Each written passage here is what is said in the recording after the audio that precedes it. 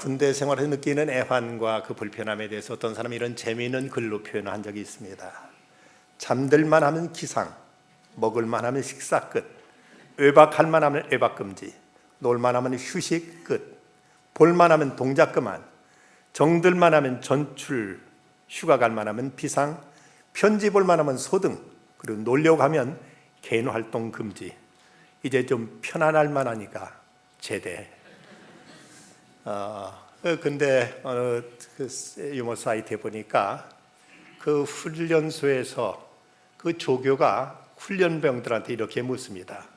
너희들 군대 억지로 끌려왔나? 하고 물으니까 억지로 끌려왔다고 하면 무슨 또 이제 벌이라도 받을까 봐서 아닙니다 하고 이렇게 대답합니다. 그러자 그 조교가 혼자 중얼거리는 말이 그럼 나만 억지로 끌려왔나? 하고 이렇게 스스로 자문하는 것입니다. 물론 군대는 억지로 끌려갈 수도 있습니다. 그렇지만 억지로도 끌려가서 군대 생활을 해야 사람이 더 이제 인격적으로나 모든 면에서 훈련된 사람이 되고 또 나라도 지킬 수 있는 것입니다. 우리 삶에는 때로 억지가 필요할 때도 있습니다. 여러분 기억하실지 모르겠습니다만은 88 올림픽 때 100m 육상 선수로 금메달 받은 칼 루이스라는 선수. 이 선수는 육상 선수로서 올림픽에서만 금메달을 무려 9개나 딴 대단한 선수입니다.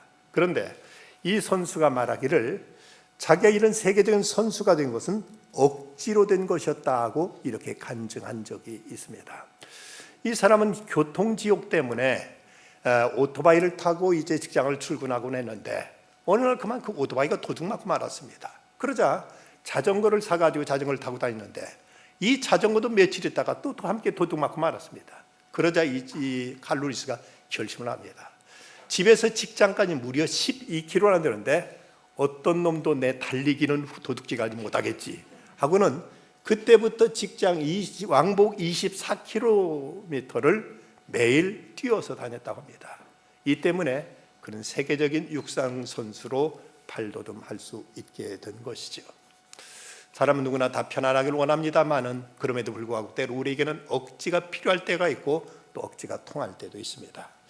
오늘 성경 말씀 마태복음 27장 32절에 보면 구레네 사람 시몬이 등장합니다. 이 구레는 리비아 북쪽에 있는 서북쪽에 있는 구레네라는 마을로서 이곳에 유대인 공동체 디아스포라로서 이곳에 살다가 그 유월절을 맞아서 명절을 지키기 위해서 예루살렘에 순례를 왔다가 마침 예수님의 소문을 듣고 도대체 무슨 일인가 구경하러 나옵니다. 길거리 구경하러 나왔다 예수님께서 재판받으시고 이제 십자가 골고다를 향해 십자가를 지고 가시게 되는데, 그런데 그때 이제 예수님께서 그 전날부터 몹시 예수님이 지치시고 시달리셨던지라 그만 그 무거운 십자가를 메고 가다가 쓰러지고 또 이렇게 세면 또 쓰러지고 그러다가 이 구레네 사람 시몬 앞에서 푹 쓰러져 더 이상 일어나지도 못하십니다. 그러자 예수님을 끌고 가던 군병들이 이 주변을 둘러보다가 구레네 시몬을 보고 너 나와 하고는 불문곡질 그를 이끌어내서 그에게 예수님의 그 십자가를 대신 억지로 지게 해서 이제 골고다를 향해 올라갔다는 이 내용이 나오고 있습니다. 문제는 이 구레네 사람 시몬이 예수님이 십자가를 지게 된 것, 이건 자원에서 스스로 선택해진 것이 아니라 억지로 졌다는 사실입니다. 이 억지로 졌다는 말은 헬라어 엥가듀산이라는 단어인데 이 말은 페르시아 유래된 말로서 중앙정부로부터 어떤 특명을 받은 전령이 목적지로 가기 위해서 주변에 있는 사람들 강제로 징발해가지고 어떤 짐을 지게 하거나 같이 동행하도록 하는 이런 이제 당시 관례에서 비롯된 말입니다. 사람은 누구나 자기의 자주성과 독립성을 지니고 있기 때문에 자기 스스로 판단과 결정에 의해서 모든 걸 하기를 원합니다. 누구도 다른 사람으로부터 어떤 강압에 의해서 이를 마지못해서 억지로 하는 것을 원할 사람들은 없습니다.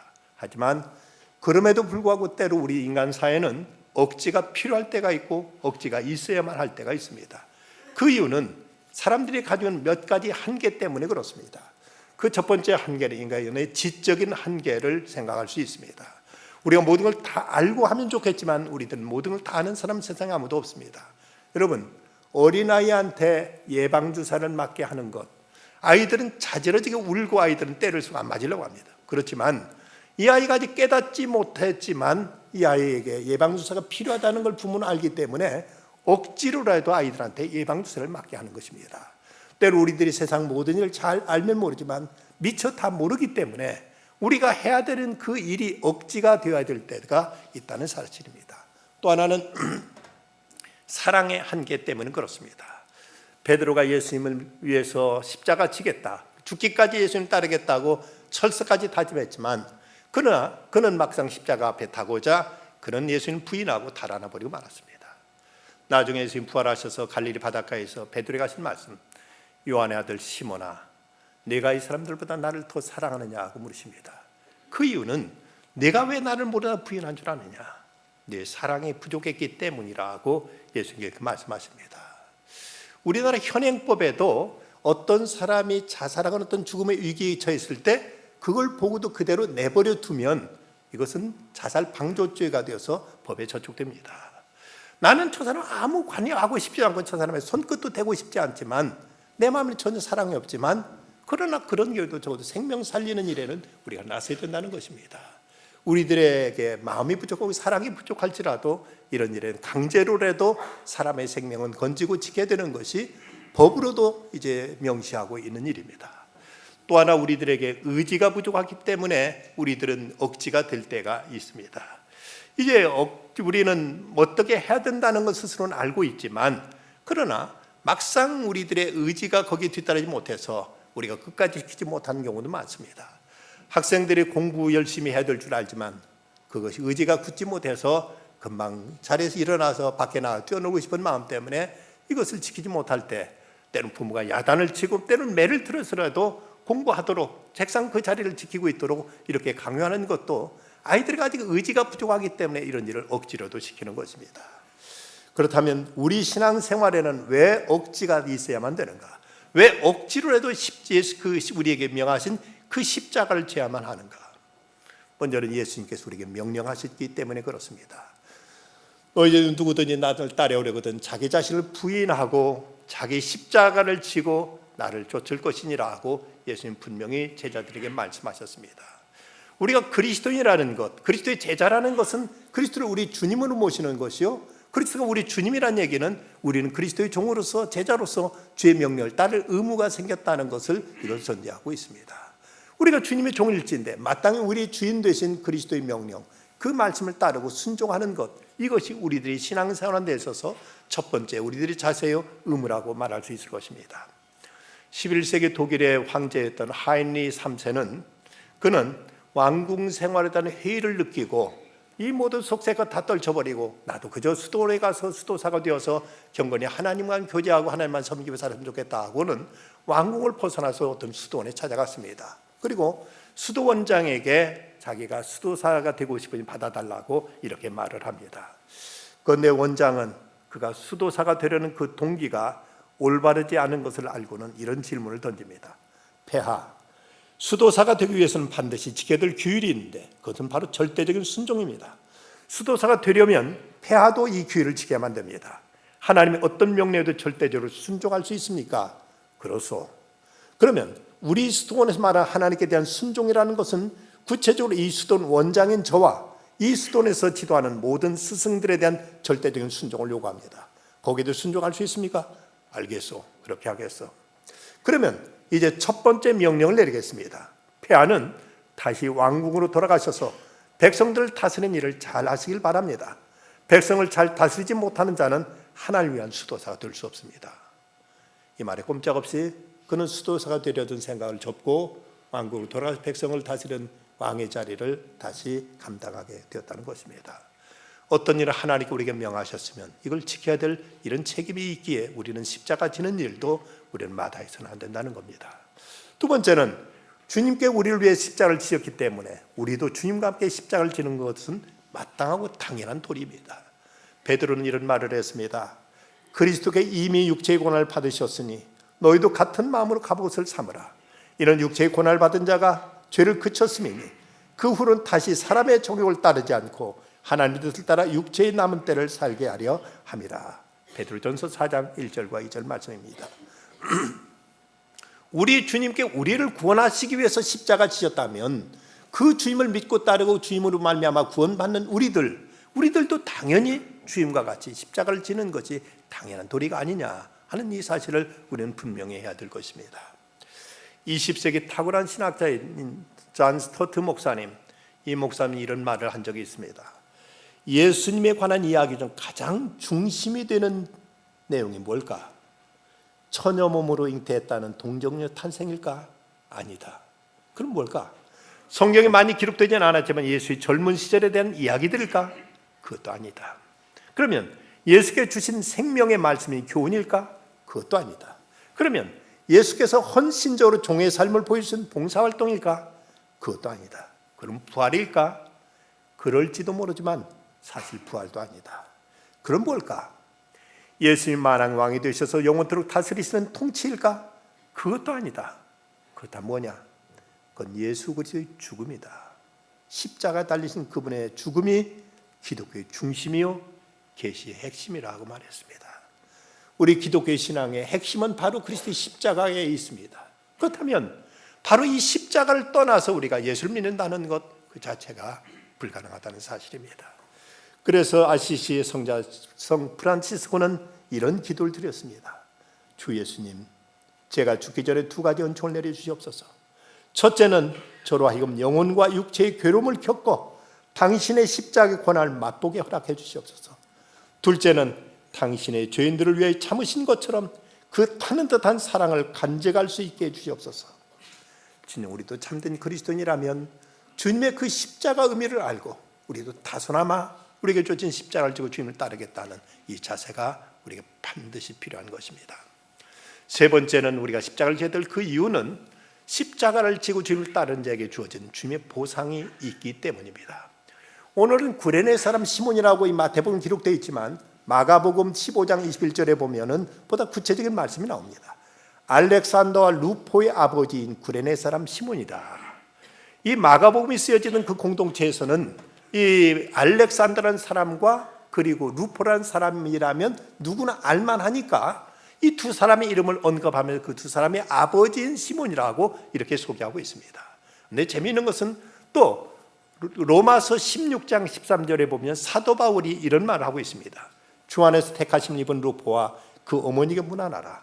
그의 어머니는 곧 내 어머니라고 이렇게 말하면서 루포라는 이름이 또 한번 등장합니다.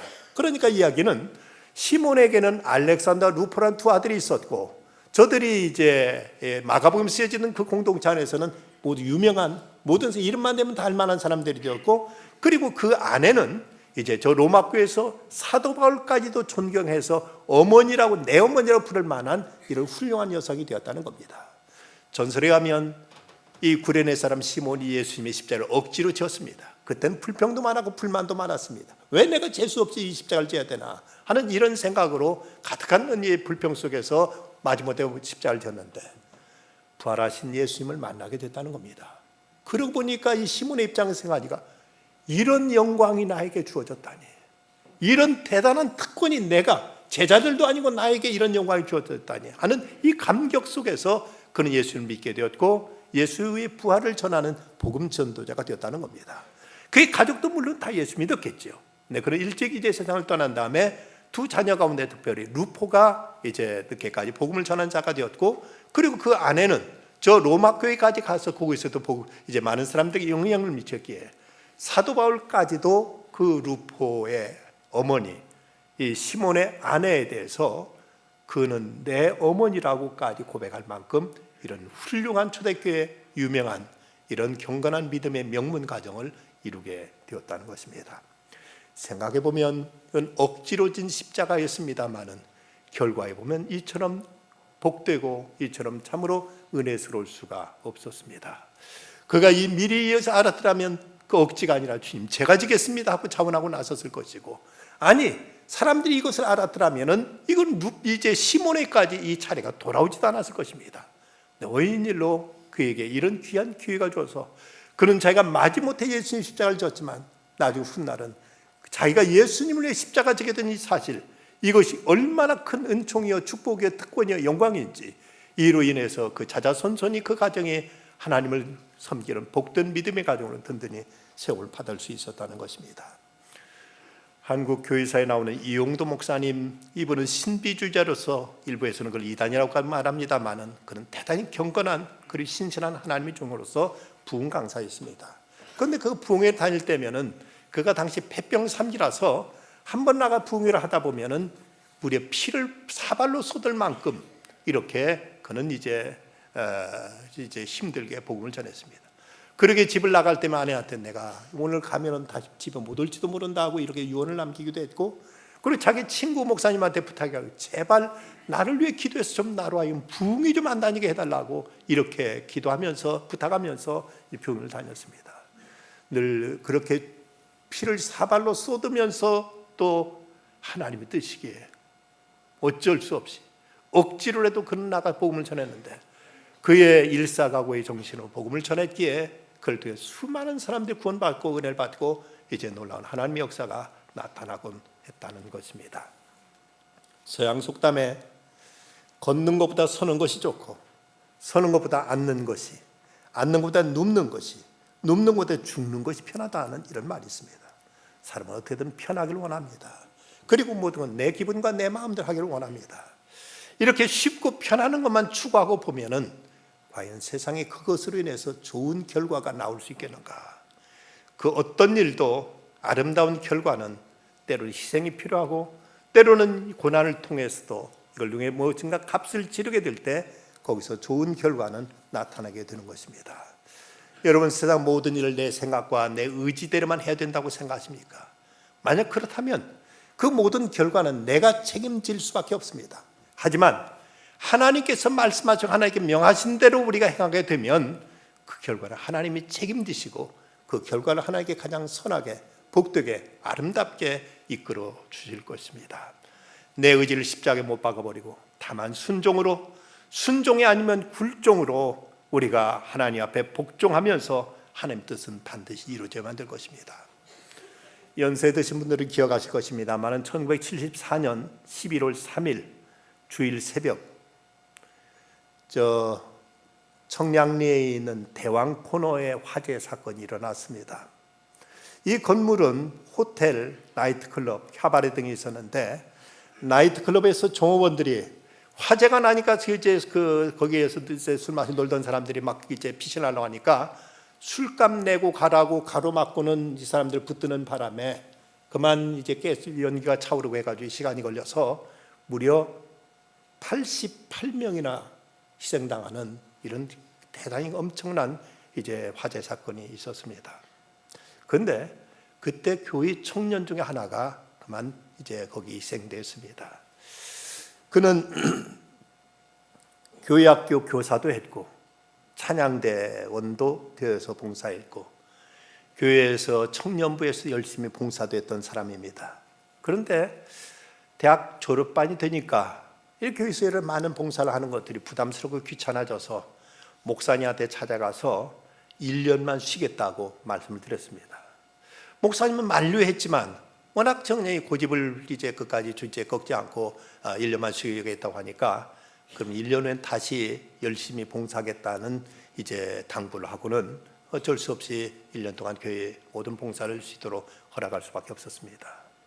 그런데 막상 이런 봉사를 그만두니까 그의 신앙은 엉망이 되었습니다. 주일날 예배 시간은 꾸벅꾸벅 조는 것은 예사였고 예배 시간 지각하기도 이제 다반사였습니다. 그러더니 한 번, 두 번 주일날 예배조차도 빠지기 시작하는 것이었습니다. 왜 그런가 전화로 알아보면 토요일날 늦게까지 친구들하고 놀고 술 마시고 하다가 그만 주일날 예배까지 빠지곤 했던 것입니다. 이 청년이 그 불더미 속에서 새카만 시신이 되었을 때 목사님이 달려가서 그 시신을 끌어안고 이렇게 통곡하면서 이렇게 이제 울부짖었다고 합니다. 내가 너를 죽였구나. 내가 너를 죽였구나. 쉬게 하는 게 아니었는데 억지로라도 일을 시킬 걸. 억지로도 봉사를 시킬 걸. 여러분, 십자가는 내가 지는 것 같지만 사실은 십자가가 나를 지어주는 것입니다. 그 십자가 부담스럽다고 벗어 던지게 되면 이제 내가 걸려 넘어지게 되고 마음을 우리는 알아야 됩니다. 여러분, 억지가 있어야 된다고 생각하십니까? 억지는 있어서 안 된다고 생각하십니까? 모든 일을 어리석고 간사한 인간의 생각대로만 되어진다면 어떻게 하나님의 뜻이 이 땅에 이루어질 수가 있겠습니까? 적어도 하나님의 일에는 억지도 필요한 법입니다. 이것저것 다 따지고 계산한 다음에 하나님의 일을 할 수는 없습니다. 때로는 무리도 있고 때로는 억지로라도 십자가를 지고 보면 그 언젠가는 그때 억지로라도 십자가 진 것이 참으로 잘했다, 이렇게 고백할 날이 반드시 올 것입니다. 존 뉴턴 목사님은 말합니다. 만약 하나님께 내게 무엇을 구하라고 말씀하신다면 내가 무엇을 구해야 될 것인지 그것까지도 하나님께 선택해 주시도록 하나님께 맡겨드리겠다. 오늘 구약의 말씀, 눈물 흘리며 씨를 뿌리는 자는 기쁨으로 거두리로다. 울면서 씨를 뿌리러 나가는 자는 반드시 기쁨으로 그 곡식단을 가지고 돌아오리로다. 울면서 억지로라도 씨를 뿌려보십시다. 그러면 훗날 반드시 알찬 결실로 돌아오게 될 것입니다. 때로 우리에게 원치 않는 십자가가 주어질지라도 하나님의 권고하시는 날 아름다운 상급으로 돌아올 것을 믿고 주님 앞에 순종하여 십자가를 지고 주님을 모셔 섬기며 나가다 보면 정녕 주님께서 반드시 갚아주시고 하나님께 큰 영광을 돌리게 될 그날이 올 것입니다. 이 은혜가 함께 하시기를 간절히 기원합니다. 기도하십시다. 거룩하신 아버지 하나님, 오늘도 육신의 안위를 쫓아 세상에서 저희들이 뒹굴지 않고 아버지 앞에 달려 나올 수 있도록 성령의 인도하심 따라 이 자리에 있게 하심을 감사합니다. 때로 주의 일을 해야 되는 것을 알면서도 육신의 정욕, 안목의 정욕, 이생의 자랑 때문에 저희들이 생각을 꺾지 못할 때가 있사오나 주 성령님께서 저희들의 마음을 다스려 주시고 말씀으로 저희를 훈계하여 주시사 어느 때든 주님의 뜻을 이루는 데는 억지로라도 이 일을 감당하는 중에 하나님 크고 놀라운 보상과 주의 영광과 주의 놀라운 축복이 임하는 것을 경험할 수 있는 저희들 다 되게 하여 주시옵소서. 예수님의 이름으로 간절히 기도드리옵나이다. 아멘.